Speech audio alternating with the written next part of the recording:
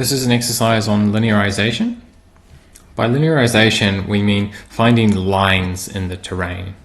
And that's lines as opposed to areas and as opposed to points. So an area might refer to this area of open land that we have over here, or this area of forest. A point might refer to this little man-made feature, or this knoll, or this waterhole, or this pit here. So they're points. If you find one of them, you know exactly where you are. If you're in an area, then you don't really know where you are, but you might have some more information about which direction you can go to find something that could help you. And with a line, you might not necessarily know exactly where you are on a line, but you know that the directions you can move in are very constrained to further along the fence, for example. You can go two directions on the fence, but you can't go drifting off into the forest. So lines are really important for finding confident ways through the terrain. And if you join lines together, you can find yourself moving through what might be otherwise quite risky terrain with high confidence, because you know you're just holding on to some of these safe features like fences or tracks. This linearization exercise is largely about planning, but the execution helps give you some feedback as well. But you could do most of this just at home looking at some of your old maps. And I'd encourage you to get out some of them and if either use tracing paper going over them, or if you don't mind with a pen or pencil, just draw all over them, and you'll learn a lot more about what we mean by linearization.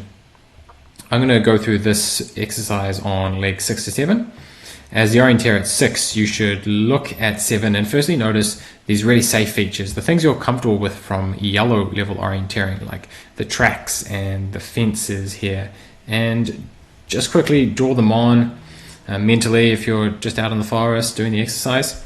And now you have these really safe things, and you can already see that there's a way of following these lines almost all the way to number 7. But let's look at the slightly more advanced and harder to follow, harder to find lines in the terrain. We've got the stream that runs through here. Yeah, it's not really going in the right direction, but it's there, so let's draw it on. We've also got this marsh that goes up the valley. That's pretty much a line in this terrain, although marshes can sometimes be large areas, which is different. You could use the edge of a large marsh as the line. We've now got to move on to the contours, and this is really what orange level linearization is about, finding the contour features that you can turn into lines to follow through the terrain. I can see this nice ridge running all the way up to the hilltop here. You've also got this valley, which we've also noted has the marsh that you can follow in it. You've got this ridge running down here. There's a line of the valley, and then you've got the ridge which has the fence on it already. So now that we've drawn on all these lines, we can see that you can make combinations of these to go from 6 to 7. And you never really have to leave anything of safety. You can stay on something safe the whole way. But if you can't turn the map into lines and do this process of linearization, then it can be quite overwhelming to plan route choices at orange level. So this is a good way to do it, and you can do it out on a training course or with any old map.